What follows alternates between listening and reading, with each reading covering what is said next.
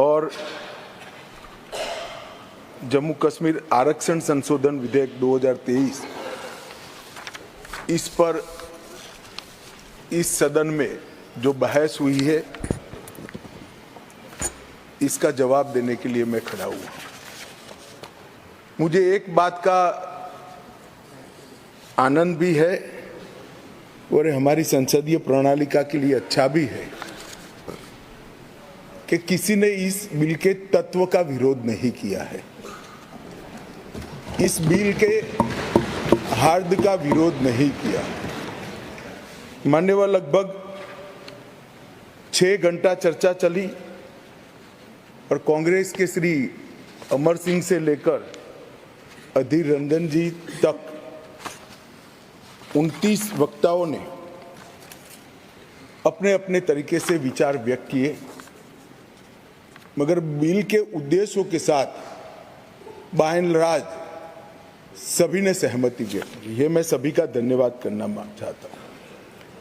माननीय अध्यक्ष जी, मैं जो बिल लेकर आया हूँ, जो विधेयक लेकर इस महान सदन की सहमति प्राप्त करने के लिए मैं खड़ा हुआ हूँ, वो बिल 70 सालों से जिन्हों को अन्याय हुआ है, जो अपमानित हुए और जिनकी अनदेखी की गई है, वो सभी लोगों को न्याय दिलाने का बिल है, उनको अधिकार दिलाने का। माननीय अध्यक्ष जी, ये बिल किसी भी समाज में जो डिप्राइव लोग होते हैं उनको आगे बढ़ाना चाहिए। ये भारतीय संविधान की मूल भावना है, परंतु उसके साथ साथ इसका सम्मान न कम हो, इस तरह से आगे बढ़ाना चाहिए। अधिकार देना और अधिकार सम्मान के साथ देना, दोनों में बड़ा फर्क है। इसलिए कमजोर और वंचित वर्ग के जगह अन्य पिछड़ा वर्ग, ये नामकरण बहुत महत्वपूर्ण है। ये दोनों चीजों को ढेर सारे प्रतिपक्ष के सदस्यों ने अलग अलग तरीके से थोड़ा कम आंकने की प्रयास भी किया। किसी ने कहा कि पहले से हो रहा था, किसी ने कहा कि सिर्फ नाम बदल रहा है। मैं इन सभी को कहना चाहता हूं कि अगर हमें पिछड़ा वर्ग के लोगों के प्रति जरा भी संवेदना है तो नाम के साथ उनका सम्मान जुड़ा है, वो जरूर देखना। नाम के साथ सम्मान जुड़ा है, वो वही लोग देख पाते हैं जो उनका उत्कर्ष अपने भाई समझकर, अपने से पीछे रह गए भाई समझकर संवेदना के साथ उंगली पकड़कर आगे बढ़ाना चाहते हैं।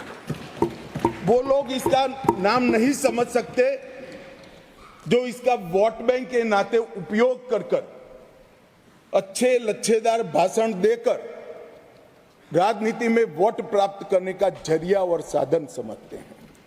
नरेंद्र मोदी जी ऐसे नेता हैं जो स्वयं एक गरीब से गरीब घर में जन्म लेकर आज देश के प्रधानमंत्री बने हैं। वो पिछड़ों का दर्द भी जानते हैं, वो गरीब का दर्द भी जानते हैं। और जब इनके आगे बढ़ाने की बात होती है, तब कई बार तो मान्यवर मदद की जगह सम्मान के मायने बड़े होते हैं। मदद से ज्यादा व्यक्ति का सम्मान उसके सेल्फ कॉन्फिडेंस को, उसके आत्मविश्वास को और उसके गौरव को सम्मानित करता है, बढ़ाता है, जो उसके जीवन में आगे बढ़ने का कारण होता है। मैं इसलिए कह रहा हूं कि ढेर सारे सदस्यों के भाषण मैंने सुने भी है, पढ़े भी है मेरी चैम्बर में। ये भाव सिर्फ नाम बदलने से क्या होता है वो समझाने के लिए मैं कह रहा हूं। मान्यवर, आज जो बिल लेकर आया हूं, ये बिल के बारे में मैं थोड़ी पृष्ठभूमि भी बताना चाहता हूं। जम्मू कश्मीर में हम सब जानते हैं, जब महाराजा हरि सिंह जी ने भारतीय संघ के साथ इनके विलय का निर्णय किया उस वक्त से लेकर अब तक कई सारे उतार चढ़ाव हुए। 80 के दशक के बाद आतंकवाद का एक दौर भी आया और वो बड़ा भयावह दृश्य था। पीढ़ियों से, सदियों से जो लोग अपनी भूमि पर रहते थे, अपना देश समझकर रहते थे, अपनी जन्मभूमि समझकर रहते थे, वो मूल समेत उखड़ गए माने। और किसी ने इनकी केयर नहीं करी, इनकी चिंता भी नहीं करी, ना इसको रोकने का प्रयास किया। और कई बार तो मान्यवर रोकने की जिनकी जिम्मेदारी थी वो इंग्लैंड में वैकेशन कर रहे थे, मैं नाम देना नहीं चाहता, और फिर कहते हमने कुर्बानी दी। आपकी कुर्बानी आंख माथों पर अगर दी है तो, मगर सटीक काम और सटीक उपाय और शक्ति के साथ वोट बैंक की राजनीति के बगैर उस वक्त उसको आतंकवाद को उगता हुआ खत्म करते तो आज उनको अपना प्रदेश छोड़ने की जरूरत ही नहीं पड़ती, ना मुझे बिल लेकर आज सदन के सामने आना पड़ता। मान्यवर, जब ये विस्थापित हुए तब देश के अन्य हिस्सों में, अपने ही देश में शरणार्थी बनकर उनको जाना पड़ा। दिल्ली, बेंगलुरु, पुणे, अहमदाबाद, चेन्नई, न जाने कहां कहां गए। लगभग वर्तमान के आंकड़ों के अनुसार 46,631 परिवार और 1,57,967 लोग अपने ही देश में विस्थापित हो गए। और इस तरह से विस्थापित हुए कि उनकी जड़ें ही अपने खुद के देश से, अपने खुद के प्रदेश से, अपने खुद के वतन से उखड़ कर रह गई। ये बिल उनको अधिकार देने का है, ये बिल उनको प्रतिनिधित्व देने का है। मान्यवर, कश्मीर के लिए एक प्रकार से 3 युद्ध हुए। 47 में पाकिस्तान ने कबालियों के नाम से आक्रमण किया। इसमें लगभग 31,779 परिवार पाक अधिकृत जम्मू कश्मीर से जम्मू कश्मीर में विस्थापित हुए। इनमें से 26,319 परिवार जम्मू कश्मीर में और 5,460 परिवार देश भर में फैल गए। वो पाकिस्तान के हमले के शिकार थे।